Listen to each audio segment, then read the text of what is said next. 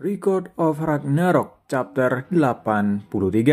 Judul chapter ini adalah jiwa yang saling bertabrakan. Chapter dibuka dengan Apollo yang bangkit kembali. Kali ini dia menyiapkan sebuah serangan terhadap Leonidas.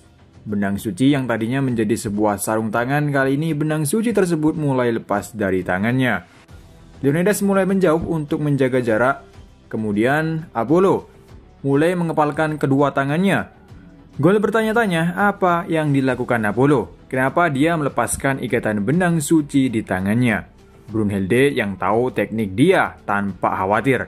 Tiba-tiba di tangan Apollo memancarkan sinar cahaya yang sangat terang. Penyiar mengatakan, silau sekali.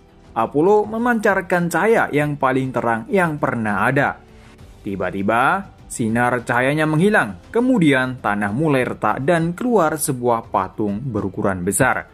Apollo menyebutnya bayangan bulan Artemis. Penyiar mengatakan, apa itu? Patung Dewi besar di belakang Apollo sama.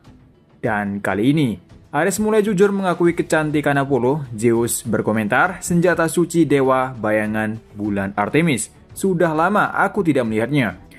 Sejak insiden Gigantomachia, Apollo mulai menggunakan patung itu. Kedua tangan patung itu bergerak dan di jarinya mengeluarkan benang suci, lalu patung itu sedang membuat sesuatu. Penyiar berkata mereka mulai membentuk sesuatu dengan cahaya itu. Komentar mengatakan, menurut mitologi dewa kembar Apollo dan Artemis mendapatkan busur emas setelah mengalahkan para raksasa. Jadi yang dibuat ini adalah sebuah busur. Pembuatannya tidak perlu menunggu lama. Dan kali ini di genggamnya terdapat busur indah yang berukuran besar. Penyiar mengatakan muncul busur yang sangat besar dan menyilaukan. Para penonton di pihak manusia mengagumi busur tersebut. Mereka mengatakan apa dia bisa menggunakan sesuatu seperti itu. Apollo kali ini dia menyiapkan serangannya dengan membuat panah yang berbuat dari cahaya. Penyiar mengatakan bahwa membentuk cahaya dan mengubahnya menjadi panah. Apollo berkata ini adalah teknik tertinggi, Pobius Apollo. Leonidas menantang, dia berkata, tertinggi katamu, menarik sekali, coba saja tembak aku sialan. Brunhilde berteriak dari tribun penonton mengatakan bahwa untuk segera menghindar dari tembakan itu. Tak lama kemudian salah satu penonton dari pihak dewa terkena tembakannya tepat di telinganya. Dan ternyata kecepatan panah tidak bisa dilihat dengan mudah. Leonidas yang belum sempat untuk bertahan, panah cahayanya tadi mengenai tubuh Leonidas hingga tembus ke arah penonton tadi. Penyiar mengatakan, apa yang terjadi? Bersama dengan kilatan cahaya, panah Apollo menghilang dan ada lubang di dada Leonidas dan di beberapa titik di arena ini.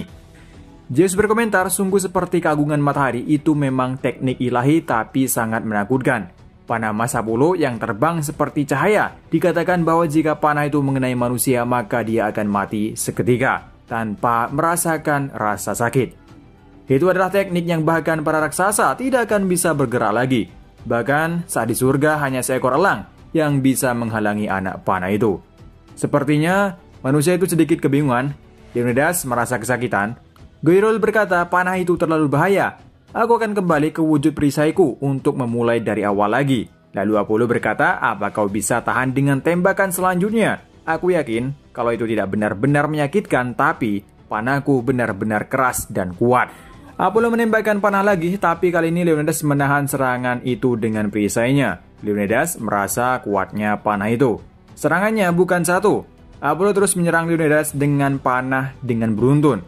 Karena panah cahaya tidak bisa dilihat dengan matanya. Beberapa panah berhasil dia tangkis, tetapi tetap saja masih ada panah juga yang mengenai tubuhnya. Panah yang Leonidas tangkis mantul ke arah penonton.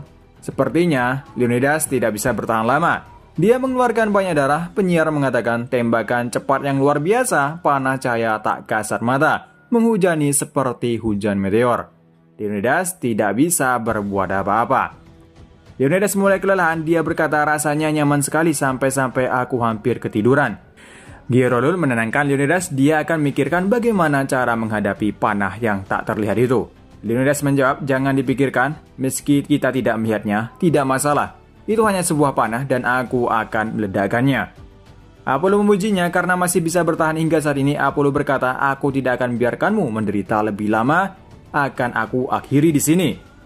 Panah itu melesat dengan cepatnya, tapi Leonidas menangkis panah itu dan membalikan panah itu dengan pantulan dari perisainya. Pantulannya kembali ke Apollo dan mengenai tangan kanannya. Ares bertanya-tanya, bagaimana bisa dia mantulkan panah itu dengan tepat? Apa dia bisa melihat panah itu? Zeus berkomentar, kalau dia tidak bisa melihatnya tapi karena nalurinya. Naluri sebagai seorang kesatria belajar dari pengalaman mereka di medan perang, dan dengan pasti dia membalikan serangan anak panah ke arah dewa menjadi mungkin. Tapi dia sudah terlalu banyak terkena anak panah, itulah faktanya. Lalu Apollo juga.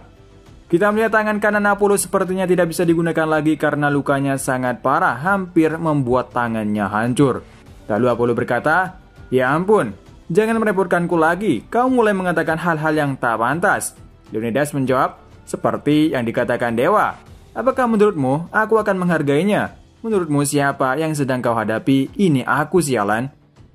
Apollo tersenyum dan mengatakan, ya ampun, kau benar-benar kejam ya. Itu juga berlaku untukmu, aku sangat membencimu. Leonidas tersenyum. Apollo berkata, kau sedikit demi sedikit perlahan menjadi lebih indah.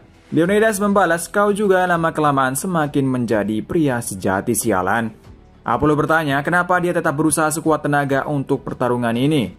Apa ini untuk balas dendam padaku atau demi umat manusia? Leonidas kembali menyulut rokoknya.